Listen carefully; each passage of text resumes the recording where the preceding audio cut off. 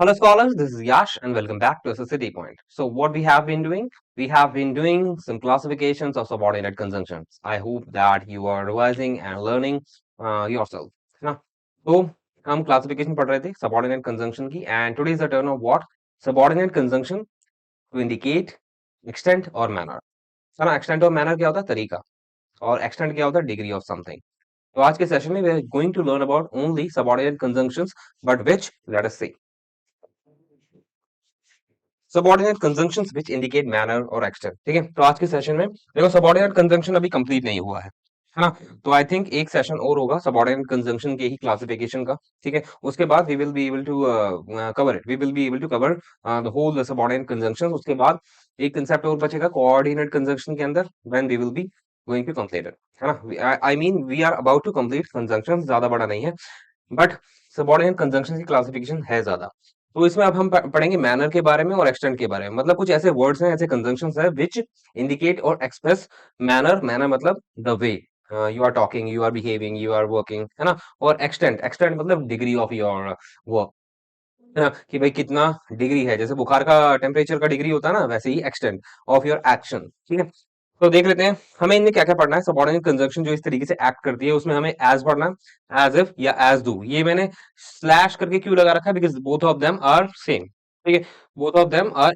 Can be interchange ठीक है ये दोनों एक ही हैं ठीक है और एज फार एज ठीक है तो इन तीनों के बारे में हम पढ़ने वाले हैं इन तीनों कंजंक्शन या यू कैन से या फ्रेज ऑफ कंजंक्शन के बारे में पढ़ने वाले हैं आज के सेशन में which act as subordinate conjunction चलिए आगे बढ़ते हैं सबसे पहले बड़े बात करेंगे एज का देखो भाई तुमने सोचा होगा तुम मतलब थोड़ा सा कंफ्यूज हो गए अगर अभी एज हमने पहले ही पढ़ा था है ना तुम थोड़ा डिलेमा में हो सकते हो क्योंकि अभी हमने एज पढ़ा था मैंने जब आपको डिफरेंस बताए थे एज और लाइक के बीच में है ना तो जब भी मैंने एज पढ़ा था आप सोच रहे हो कि दोबारा से एज क्यों आ गया because you have completed this subordinate conjunction that is as फिर दोबारा why you are going to learn it again because जो एज होता है ना वो प्रपोजिशन भी होता है लेकिन जो एज प्रपोजिशन वाला होता है वो प्रपोजिशन में पढ़ेंगे लेकिन जो कंजंक्शन होता है उसके अंदर जो एज होता है वो दो तरह के होते हैं एक वो मैंने बताया था जो लाइक का जैसा होता है ना जैसे लाइक की जगह यूज हो सकता है वो मैंने कंजंक्शन में ही करा दिया है and we have completed that thing but एक और कंजंक्शन होता है ठीक है कि मतलब एक और एज होता है जो कंजंक्शन की तरह एक्ट करता है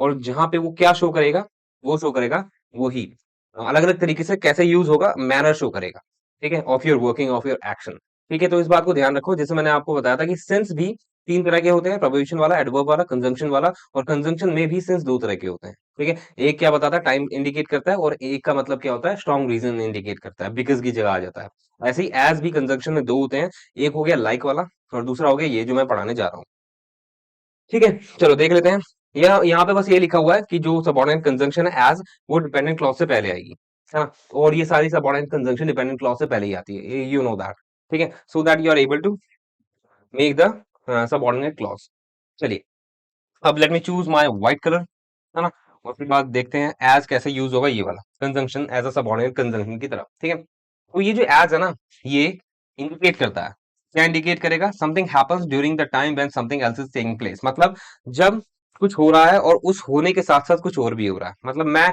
पढ़ा रहा हूँ मेरे पढ़ाने के साथ साथ जो है दिन की रात हो रही है या मेरे पढ़ाने के साथ साथ जो है कोई अंदर आ रहा है ठीक है मेरे रूम में आ रहा है मेरे स्टूडियो के अंदर आ रहा है ठीक है तो इस तरीके से मैंने two of the actions happen ठीक है दो एक्शन होते हैं एक साथ और उनके तरीके को इंडिकेट किया जाता है तो एज का यूज होता है ठीक है अभी समझ में आया कोई बात नहीं नहीं आएगा एग्जांपल से आ जाएगा she watched me as I grabbed the thief inside ठीक है she watched me as I grabbed the thief inside इसका मतलब क्या हो गया कि भाई उसने मुझे देखा जैसे ही ठीक है मैंने उस चोर को अंदर घसीटा या खींचा ठीक है यानी कि जब कोई एक्शन हो रहा है ठीक है उसके साथ साथ कोई दूसरा एक्शन हो रहा है तो उनमें जो कोरिलेशन होता है वो क्या बताता है एज बताता है कि भाई वो मेरे को देख भी रही थी और मैं जो है थीफ को ग्रैब भी कर रहा था ठीक है तो दोनों एक्शन एक साथ हुए दोनों के बीच में एज लगा दी इस तरीके से ठीक है या तुमने देखा होगा इस तरीके से बोलते हैं ना मैंने तुम्हें देखा जब तुम स्मोकिंग कर रहे थे ठीक है इस तरीके से वाइल भी यूज होता है ठीक है लेकिन वाइल में हमेशा क्या होता है कॉन्टिन्यूस फॉर्म लगती है लेकिन एज में जरूरी नहीं है आप कॉन्टिन्यूस फॉर्म लगाओ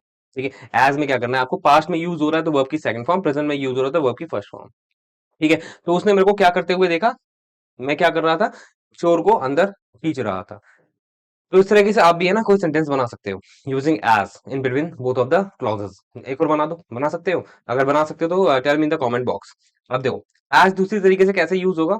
एज यूज होता है to indicate the by comparison the way. ठीक है, इसका मतलब क्या हो गया कि भाई कंपैरिजन करने के लिए, कंपैरिजन करने के लिए जैसे ये भी एग्जांपल से देख लेते हैं। ये लिखा हुआ है, you will reap as you sow. कभी सुना है इस तरीके से? ये है ना बहुत ही फेमस कोट है। It can be used, it applies to everybody. तुम्हें वही मिलता है जो तुम करते हो, है ना? जैसे कहते हैं ना कर्मों का फल, इस तरीके से बोलते हैं ना, वैसी करनी वैसी भरनी। तो ये वही स्टेटमेंट है। ठीक है, तो ये एक्शन को शो करेगा जो तुम रिजल्ट पाओगे जो भी तुम कर रहे हो उस तरीके से, है ना? इस तरीके से यूज होता है एज। ठीक है, या बोलते हैं ना तुम जैसा करोगे वैसा मिलेगा। तो इस तरीके से जो जैसा है हिंदी में वो इंग्लिश में एज है। आई होप आप समझ में आ गया होगा। जैसे you will reap as you sow, तुम्हें वही मिलेगा जो तुम बोते हो। इस तरीके से रीप मतलब पता ना क्या होता है, और सो मतलब भी पता होना चाहिए। ये एग्रीकल्चर से रिलेटेड वो कैप्स है। ठीक है, उसके बाद do as I did. Do as I did, वैसे ही करो जैसा मैंने किया, वैसे ही करो जैसा मैंने किया। तो इस तरीके से the manner of your action can be indicated by the subordinate conjunction as. ठीक है, कंपैरिजन करने के लिए आप यूज कर सकते हो एज का इस तरह के सेंटेंसेस के अंदर। हिंदी वही बनती है जैसा। ठीक है, तो हिंदी को मत भूलना। हिंदी से क्या होता है, तुम रिलेट कर पाते हो और ट्रांसलेट कर पाते हो इजीली। चलिए अब आगे बढ़ जाते हैं। एज कंप्लीट हो गया है। ठीक है, एज में उससे ज्यादा कुछ नहीं पढ़ना है। ठीक है, एज समझ में आ गया ना, जब दो एक्शन को कंपैरिजन करना हो हिंदी सेम ही रहेगी जैसा। ठीक है, अब बात करेंगे एज इफ या एज डू। ये अलग फ्रेजेस हैं, ये कैसे यूज होंगे? अब इसमें देख लेते हैं। सबसे पहले इसकी बात बहुत इंपॉर्टेंट है जो नीचे लिखी हुई है। एज इफ एज डू दोनों इंटरचेंजेबल हैं, यानी कि दोनों एक दूसरे की जगह ले सकते हैं, जैसे इफ और वेदर आ सकता है। ठीक है, अब इसमें ध्यान रखना है कि एज इफ और एज डू के बाद, एज इफ और एज डू के बाद पास्ट टेंस का यूज होता है, यानी कि वर्ब की सेकंड फॉर्म का यूज होता है। क्यों होता है? To indicate unreal past in the present, या अनरियल इन द प्रेजेंट। मतलब अनरियल पास्ट नहीं वहां पे लिखा है, अनरियल लिखा है। मतलब कोई ऐसी रियलिटी जो एक्चुअल में एग्जिस्ट नहीं करती हो, यानी कि अनरियल कंडीशन को शो करता है। क्या? एज इफ या एज डू। अभी समझ नहीं आएगा, एग्जांपल से समझ में आ जाएगा। ठीक है, मैंने लिख दिया है, दोनों जो है इंटरचेंजेबल है। एज इफ एज डू का कॉमन ही क्या है, यूज है। तो क्या लिखा हुआ है? The past tenses are used after as if और एज डू के बाद क्या यूज होता है? पास्ट टेंस यूज होता है, यानी कि वर्ब की सेकंड फॉर्म यूज होती है टू इंडिकेट कंपैरिजन को इंडिकेट करने के लिए। ठीक है, कंपैरिजन को इंडिकेट करने के लिए। और कैसे यूज होगा देख लेते हैं विद दी एग्जांपल्स ओनली। ठीक है, चलो एग्जांपल्स देखते हैं एज इफ या एज डू के। क्या लिखा हुआ है? She talks to me, sorry, क्या लिखा है? She talks to everyone as if या as though she were a landlady. ठीक है, अब तुम्हें क्या ध्यान रखना है? पहला सेंटेंस बोल क्या रहा है? अच्छा, ये सेंटेंस बोल क्या रहा है अगर तुम्हें समझ में आ जाता है तो ठीक है, नहीं तो मेरे को तो मेरा काम तो है बताना, है ना? She talks to everyone as if या as though she were a landlady. सबसे पहले पता है क्या ध्यान रखना है? एज इफ और एज डू का जो क्लॉज है वो ये है ना? Let me choose the black colour because white पे नहीं दिख रहा है। तो जो एज इफ और एज डू का क्लॉज है वो ये है, डिपेंडेंट क्लॉज, है ना? ये हो गई सबऑर्डिनेट कंजंक्शन, ये हो गया आपका सब्जेक्ट, ये हो गई आपकी वर्ब। अब देखेंगे वर्ब पे ध्यान देंगे। जब यहाँ पे ये टेंस प्रेजेंट में है तो ये पास्ट में क्यों चला गया? ठीक है, वो तो प्रेजेंट में है और ये पास्ट में चला गया, वर्ब का यूज कर दिया है मैंने। क्यों यूज किया है? क्योंकि आपको मैंने इफ वाला ही कंसेप्ट बताया था, इफ वाला ही कंसेप्ट इसमें अप्लाई हो रहा है। मैंने बताया था ना, जब भी आप कुछ ऐसे कंडीशन को इंडिकेट करना चाहते हो जो अनरियल है या एग्जिस्ट ही नहीं करती है, ठीक है, तो आप किसका यूज करते हो? वर्ब का यूज करते हो सब्जेक्ट के साथ। वैसे तो मैंने आपको बताया था आई के साथ बहुत आता है, वर्ड नहीं आता। लेकिन आई के साथ आप वर्ड लगा सकते हो जब आप इफ क्लॉज में आई को यूज करते हो। If I were you I would not gate defeated, इस तरीके से बोलते हैं ना। अगर मैं तुम होता तो मैं, ये कंडीशन क्लॉजेस हैं, ये नेक्स्ट सेशन में हम पढ़ेंगे। ठीक है, तो अगर मैं तुम होता तो मैं हार नहीं सकता था या मैं हार नहीं जाता, इस तरीके से। यानी कि जो वर होता है ना, वर किसी भी सब्जेक्ट के साथ वर लगता है तो वो इंडिकेट करता है ऐसा पास्ट जो अनरियल है या ऐसा प्रेजेंट जो अनरियल है। ठीक है, एग्जाम्पल और देख लेते हैं। ठीक है, तो यहाँ पे पता है क्या कहना चाह रहा है? शी टॉक्स टू एवरीवन, वो सबसे इस तरीके से बात करती है एज इफ या एज डू, जैसे वो कहीं की लैंडलेडी हो, मकान मालकिन हो। ठीक है, या मालकिन हो, इस तरीके से बोल सकते हैं। पता है यहाँ पे अगर मैंने वर लगा दिया इसका मतलब क्या है कि वो एक्चुअली में लैंडलेडी है नहीं, बट वो ऐसे ही एक्ट करके दिखा रही है कि वो मालकिन है। अगर मैं यहाँ पे सब्जेक्ट के बाद वर लगा रहा हूँ इसका मतलब वो एक्चुअली में लैंडलेडी नहीं है। लेकिन अगर मैं वर की जगह इज लगा देता हूँ इस वाले सेंटेंस की तरह, तो हो सकता है कि वो लैंडलेडी है, मुझे पता नहीं। इस तरह के सेंटेंस बनाते हैं ना, यार बात तो तू ऐसे कर रहा है जैसे कहीं का तू राजा हो या कहीं का तू बिजनेसमैन हो, इस तरीके से बोलते हैं ना। एक्चुअली में वो है नहीं। एक्चुअली में वो राजा या बिजनेसमैन है नहीं, फिर भी हम क्यों बोलते हैं? बिकॉज इस तरीके से हमें सेंटेंसेस बनाने पड़ते हैं। तो अगर तुम इस तरह के सेंटेंसेस बनाते हो तो एज इफ और एज डू का इंग्लिश में यूज करोगे, और उसके बाद केवल और केवल एक ही वर्ब आएगी, दैट इज वर। क्यों? क्योंकि वर जो है इंडिकेट करती है एक ऐसा प्रेजेंट जो अनरियल है, जो एग्जिस्ट ही नहीं करता है, तो इसलिए वर का यूज करते हैं। ठीक है, तो भाई अगर मैं एज इफ या एज डू के बाद सब्जेक्ट के बाद वर्ड लगा रहा हूँ, तो एक ऐसा कंडीशन को इंडिकेट कर रहा हूँ जो एग्जिस्ट नहीं करती है। ठीक है, अब दोनों इस वाले इसमें कंपैरिजन करो और इस वाले सेंटेंस में कंपैरिजन करो, देखो दो सेंटेंस ऑलमोस्ट सेम है, बस वर्ब का मैंने इंटरचेंज किया है। यहाँ पे मैंने वर्ब का यूज किया था और यहाँ पे मैंने किसका यूज किया? इसका यूज किया है। ठीक है, she talks to everyone as if या as though she were a landlady. ठीक है, इसका मतलब हो गया कि भाई वो सबसे ऐसे बात करती है जैसे वो मकान मालकिन हो, लेकिन है नहीं सच में। इसका मतलब क्या हो गया? She talk to everyone as if या as though she is a landlady. ठीक है, इसमें और इसमें क्या फर्क है? इसमें ये है कि भाई ये एक्चुअली में लैंडलेडी नहीं है, लेकिन अगर इज लगा दिया, प्रेजेंट लगा दिया इसके बाद, एज इफ या एज डू के बाद, तो हो सकता है कि वो लैंडलेडी हो, बट मुझे नहीं पता, यानी कि श्योरिटी अभी भी नहीं है। ठीक है, अब यहाँ पे इज लगा रहा हूँ, ठीक है, प्रेजेंट फॉर्म लगा रहा हूँ, तो अभी श्योरिटी नहीं है, लेकिन हो सकता है कि वो लैंडलेडी है। लेकिन इसमें वो लैंडलेडी नहीं है, वो बस एक्टिंग ऐसे करके दिखा रही है जैसे वो मकान मालकिन हो। लेकिन यहाँ पे अगर मैं प्रेजेंट फॉर्म लिख रहा हूँ, ठीक है, तो उसका मतलब क्या हो जाएगा? वो लैंडलेडी हो सकती है, बट मुझे पता नहीं है। आइडिया पूरी तरह यहाँ पे भी नहीं होता। ठीक है, यही लिखा हुआ है यहाँ पे मैंने। ठीक है, तो एज इफ या एज डू आप कब लगाते हो? ठीक है, जब आपको कंपैरिजन करना हो कि भाई वो ऐसा एक्ट कर रहा है, वो ऐसे तेवर दिखा रही है, ऐसे बिहेव कर रही है, इस तरीके से। ठीक है, तो एग्जाम में तुमसे ये वाला नहीं पूछा जाएगा। ठीक है, एग्जाम में आता है एरर के फॉर्म में या फिलअप के फॉर्म में, तुम्हें हमेशा ध्यान रखना है एज इफ या एज डू के बाद या तो वर लगाओ या वर्ब की सेकंड फॉर्म लगाओ, क्योंकि तुम्हें ऐसी कंडीशन शो करनी है जो एग्जिस्ट नहीं करती है, और मोस्ट ऑफ द केसेस में हम इस तरह के सेंटेंसेस ही बोलते हैं जो एग्जिस्ट नहीं करते हैं। देख लेना, मतलब इस तरीके से कंपैरिजन करने के लिए, भाई तू बात तो ऐसे करा जैसे कहीं का नवाब हो, एक्चुअली हमें पता है कि वो नवाब नहीं है, फिर भी हम बोल रहे हैं। ठीक है, तो यानी कि हमेशा एज इफ या एज डू के बाद क्या लगाओगे? तुम वर लगाओगे। अब इसमें पता है वॉज भी लग जाता है। अब ये वाला सेंटेंस देखो, यहाँ पे ना वॉज लगा हुआ है। ये वाला सेंटेंस और ये वाला सेंटेंस ऑलमोस्ट सेम है। Bobby notices everyone sorry everything as if या as though he were a detective. Bobby notices everything as if या as though he were a detective, कि बॉबी जो है सब कुछ ऐसे नोट करता है, नोटिस करता है जैसे वो डिटेक्टिव हो, यानी कि उसकी आग जो है या उसका बिहेवियर जो है डिटेक्टिव जैसा है। ठीक है, अब मैं यहाँ पे है ना ये इंडिकेट करना चाहता हूँ कि भाई वो एक्चुअली में, मैं बोल रहा हूँ वो सच में है नहीं डिटेक्टिव, तो मैं ही के बाद वरी लगाऊंगा, है ना, कि भाई बॉबी सब कुछ नोट तो ऐसे करता है जैसे डिटेक्टिव हो। ठीक है, तो एज इफ या एज टू लगा दिया, उसके बाद मैं वर्क क्यों लगा रहा हूँ? क्योंकि वो एक्चुअली में डिटेक्टिव है नहीं, बस वो नोटिस ही ऐसे करता है, वो एक्चुअली में डिटेक्टिव है नहीं। तो यहाँ पे वर भी लगा सकता हूँ या वॉज भी लगा सकता हूँ। ठीक है, दोनों सेंटेंस को एक बार देख लो। ऊपर वाले में बस वर है और नीचे वाले में क्या है? ही के बाद वॉज है। अब दोनों में डिफरेंस कुछ नहीं है, दोनों सेम है, दोनों का सेम मीनिंग है, लेकिन बात पता है क्या है? तुम्हारे तुमको एग्जाम में ये वाला ध्यान रखना है। ठीक है, यानी कि आप वॉज भी लगा सकते हो टू इंडिकेट दैट थिंग या that condition that is not real. ठीक है, वॉज या वर्ड दोनों लगा सकते हो कोई ऐसी कंडीशन को इंडिकेट करने की जो रियल नहीं है। बट बात क्या है कि आपको एग्जाम पर्पस के लिए ये वाला ध्यान रखना है, वर्ड का। ठीक है, ये थोड़ा इनफॉर्मल हो जाता है। ठीक है, एक्चुअली में ये आपको यूज नहीं करना है, ये आपको याद नहीं करना है इस तरह के सेंटेंस अपने एग्जाम पॉइंट ऑफ व्यू के लिए, एग्जाम पॉइंट ऑफ व्यू के लिए।